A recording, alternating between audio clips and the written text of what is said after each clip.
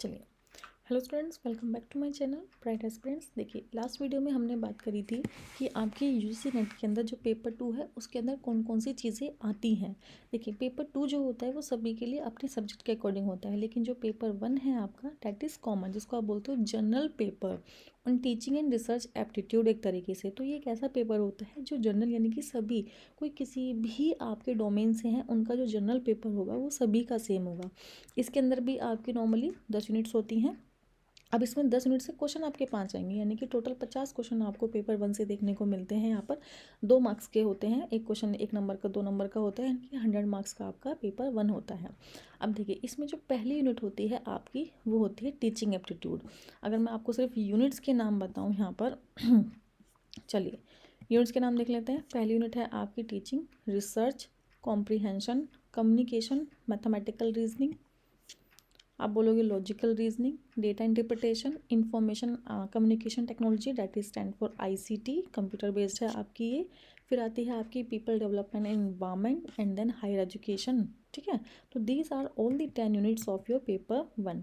अब इसके अंदर एक बार डिटेल में हम बात करेंगे कि उनके अंदर आपने क्या क्या चीज़ें यहाँ पर पढ़नी है। तो देखिए, टीचिंग की बात करेंगे सबसे पहले।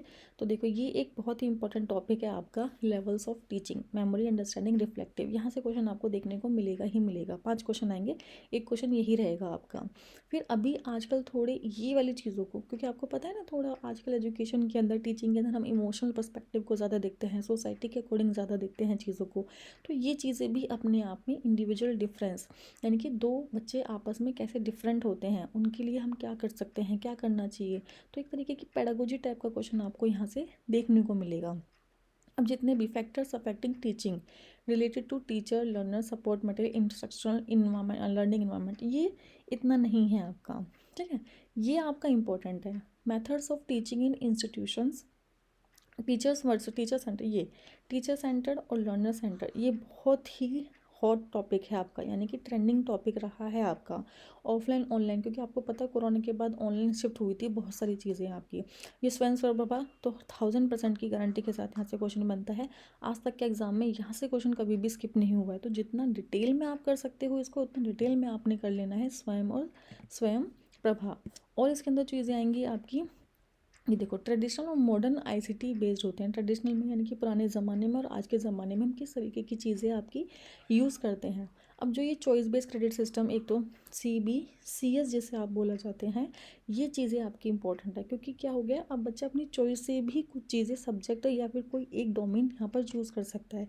ये इंपॉर्टेंट है। ये जो नई नई चीज़ें होती हैं ना, इनसे क्वेश्चन बनने के चांसेस ज़्यादा होते हैं, क्योंकि एग्जामिनर आपसे एक्सपेक्ट करता है कि एटलीस्ट आप टॉपिक से क्या होने चाहिए, रूबरू होनी चाहिए, आपको पता होना चाहिए कि क्या चीज़ दुनिया के अंदर चल रही है, नया क्या आया टीचिंग के अंदर। ठीक है, अब सबसे इंपॉर्टेंट, मैंने आपको बोला था हर एक यूनिट से बनते हैं 5 क्वेश्चन।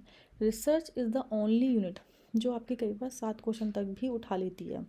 अब एक ही यूनिट से 7 क्वेश्चन क्यों? क्योंकि आपने आगे PhD करनी है, करनी क्या है उसके अंदर, रिसर्च ही करनी है, आपको पता होना चाहिए फिर उसके बारे में। अब सबसे पहला क्वेश्चन बनता है इसके टाइप से। अच्छा, सीक्वेंस बेस्ड रिसर्च की प्रोसेस से क्वेश्चन सबसे ज़्यादा बनता है आपकी।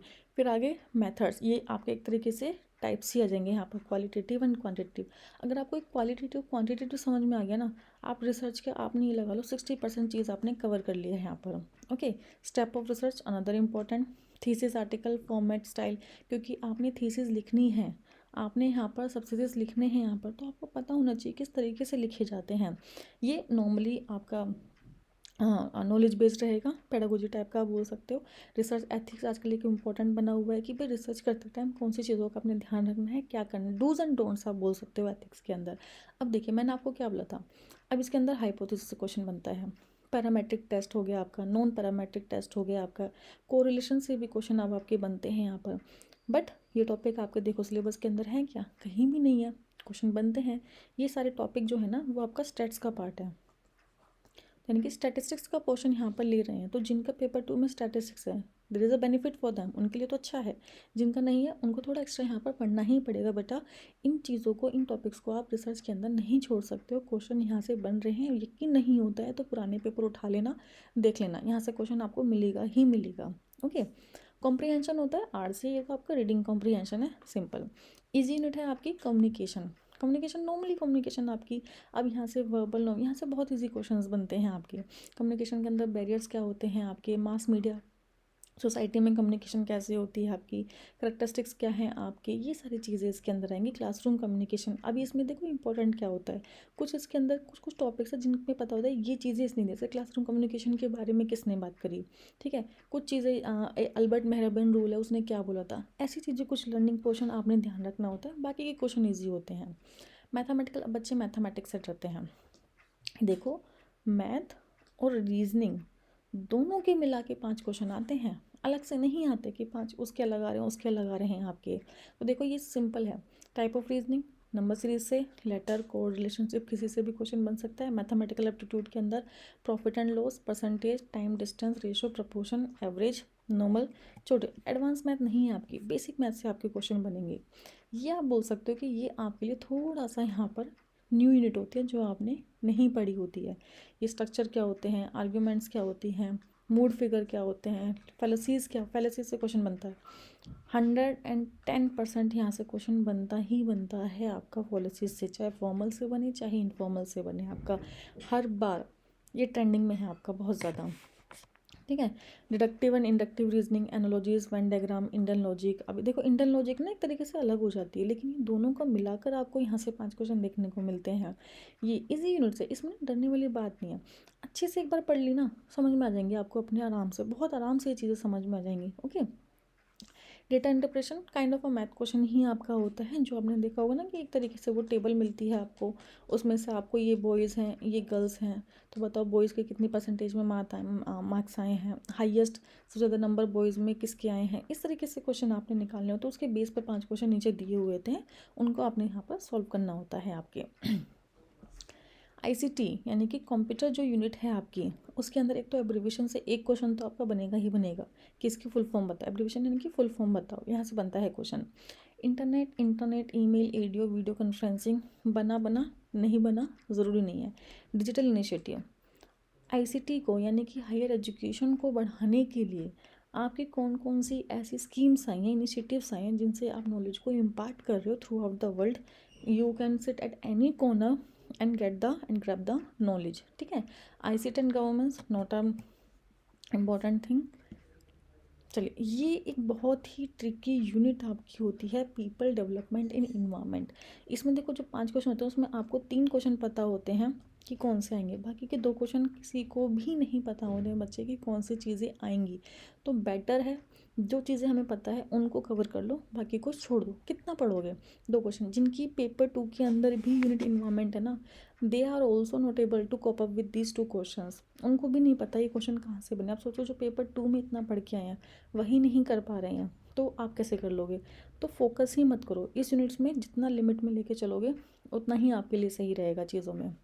देखो एक क्वेश्चन तो यहाँ से बनेगा एमडीजी और आपका एसडीजी गोल, फिर ये ह्यूमन इंटरेक्शन, एंथ्रोपोडी, ये सब कुछ नहीं, कुछ क्वेश्चन नहीं बनता यहाँ से आपका, ना कभी बना है। ये नॉइज़ पोल्यूशन, सॉइल पोल्यूशन से हो सकता है बन जाए। क्लाइमेट चेंजेस कुछ आपके ना इसके अंदर वो हैं, क्या बोलते हैं उसको, कन्फ्रेंसेस आएंगी इसके अंदर आपकी इन्वायरमेंटल इश्यूज से लेकर कौन कौन सी कन्फ्रेंसेस हुई थी। तो एक क्वेश्चन आपका कन्फ्रेंसेस होगा। मॉन्ट्रियल प्रोटोकॉल आपने सुना होगा कि गाली एग्रीमेंट हो गया, क्योटो प्रोटोकॉल हो गया, ये यहाँ से क्वेश्चन बनता है और हर साल क्वेश्चन बनता है यहाँ से। इम्पैक्ट ऑफ पॉल्यूशन और हेल्थ पढ़ने की जरूरत ही नहीं है। अब यहाँ से ना एक क्वेश्चन यहाँ से वो बनता है डिसीज़ से, कि इस वाली चीज़ से ये वाली डिसीज़ होती है। अब इतनी लाखों डिसीज़ हैं, कहाँ तक याद करोगे, नहीं कर सकते आप उनको याद, लीव इट। एनर्जी रिसोर्सेज कोई क्वेश्चन नहीं बनता यहाँ से। नेचुरल हज़ार्ड से कोई क्वेश्चन नहीं बनता यहाँ से। हाँ, एक क्वेश्चन इसका ये NAPCC गोल होते हैं आपके, 8 गोल होते हैं इसके अंदर, ये आपने याद करना है। इनसे क्वेश्चन यानी कि SDG, आपके MDG और ये NAPCC, इन तीनों में से एक क्वेश्चन बनता ही बनता है, 2 भी बन जाते हैं कई बार। आप ये देखो, Kyoto protocol, Montreal protocol, Rio summit, Paris agreement, international solar alliance, इनको नहीं छोड़ सकते आप। यहाँ से क्वेश्चन बनेगा ही बनेगा, आज तक का रिकॉर्ड है यहाँ से क्वेश्चन, इनके एक टॉपिक से क्वेश्चन बना ही बना है। इन्वायरमेंटल प्रोटेक्शन एक्ट 1986, ये तो आपने करना ही करना है। तो इन टॉपिक्स पे ध्यान दो, बाकी को छोड़ दो, कोई ज़रूरत नहीं है एग्रीकल्चर पढ़ने की, सोइल को पढ़ने की, ये सब पढ़ने की, क्वेश्चन नहीं बनते यहाँ से आपके। ओके, फिर लास्ट आ गया आपका हायर एजुकेशन सिस्टम। अब हायर एजुकेशन के अंदर भी हमें क्या करना है, एजुकेशन एंशंट इंडिया में कैसे हुआ करता था, पोस्ट इंडिया में, यानी कि इसमें आएगा आपका प्री इंडिपेंडेंस और पोस्ट इंडिपेंडेंस एजुकेशन कैसे इवेल्युएट हुई, कैसे डेवलप हुई, क्या क्या चीज़ें हैं। तो इसके अंदर क्या है, आपकी कमिटीज़ हैं, कमीशंस आप बोल सकते हो इसके अंदर, ठीक है। कोठारी कमीशन आपने नाम सुना होगा, जैसे कि आपने नाम सुना होगा राधा कृष्ण, नाम सुना होगा आपने Radha Krishna committee, UGC committee का नाम सुना होगा आपने। तो ये यहाँ से क्वेश्चन एक बनता है आपका। अभी कन्वेंशनल और non conventional learning programs India है, ये आप कर सकते हो। ये स्किल बेस्ड एजुकेशन कुछ नहीं है, वैल्यू बेस्ड इन्वायरमेंटल एजुकेशन कुछ नहीं है। अब देखो, इसमें से कुछ भी नहीं पता है एजुकेशन के अंदर भी कुछ कुछ टॉपिक्स आपके हैं जहाँ से क्वेश्चन, जैसे यूनिवर्सिटीज़ से हो गया एक क्वेश्चन, यूनिवर्सिटीज़ से हो गया एक, आपकी कमिटीज़ से हो गया क्वेश्चन, और एक आपकी नॉर्मली इसके अंदर भी आपके क्या आते हैं, जो डिजिटल इनिशिएटिव अपने आईसीटी के अंदर पढ़े थे ना, वो कई बार यहाँ से भी क्वेश्चन पूछ लेते हैं आपके। तो 3 तो ये हो गए, 2 क्वेश्चन इसके अंदर भी, कन्वेंशनल लर्निंग क्या होती है, एडल्ट लर्निंग क्या होती है, बाकी बाकी बड़े बच्चों के लिए जैसे कि वो इग्नू हो गया, इस टाइप के यहाँ से क्वेश्चन, ये हर एक चीज़ नोट्स के अंदर बहुत अच्छे से अवेलेबल है। बच्चे मेरा पूरा प्रॉपर कोर्स है इन चीज़ों का, पेपर 1 का आपको चाहिए वो भी मिल जाएगा, पेपर 2 चाहिए वो भी मिल जाएगा। आप कैपेबल नहीं हो, रिकॉर्डिंग चाहिए सिर्फ रिकॉर्डिंग मिल जाएंगी, सिर्फ नोट्स चाहिए सिर्फ नोट्स मिल जाएंगे। मतलब I am all at your services, you want me the way, I will be available on the same way, at the same way, ठीक है। तो ये चीज़ों के लिए आप मुझे कमेंट में बता सकते हो कि if you someone wants to enrol the course, the numbers are given in the description box, ठीक है। चलिए, तो ये हो गया आपके दोनों। पेपर 1 का सिलेबस तो देखो सभी का सेम होता है। पेपर 2 में कॉमर्स का सिलेबस मैंने आपको बता दिया है क्या क्या चीज़ें हैं आपकी। अच्छा, कॉमर्स वाला मैनेजमेंट से भी जा सकता है। मैनेजमेंट में आपकी 7 से 8 यूनिट सेम है, 2 से 2.5 यूनिट ऐसी हैं जो आपकी डिफरेंस चली जाएंगी बस, बाकी प्रॉपर सिलेबस आपका सेम होता है। पहले कॉमर्स में निकाल लो, फिर मैनेजमेंट में देना, मैनेजमेंट में निकाल लेना, कोई दिक्कत नहीं, कोई बड़ी बात नहीं है उसके अंदर, ठीक है। चलिए, I hope you like the video, and if you like the video then don't forget to comment, like, subscribe my channel bright aspirants. चलिए, मिलते हैं नेक्स्ट वीडियो के अंदर, तब तक हंसते रहिए, खुश रहिए, मुस्कुराते रहिए।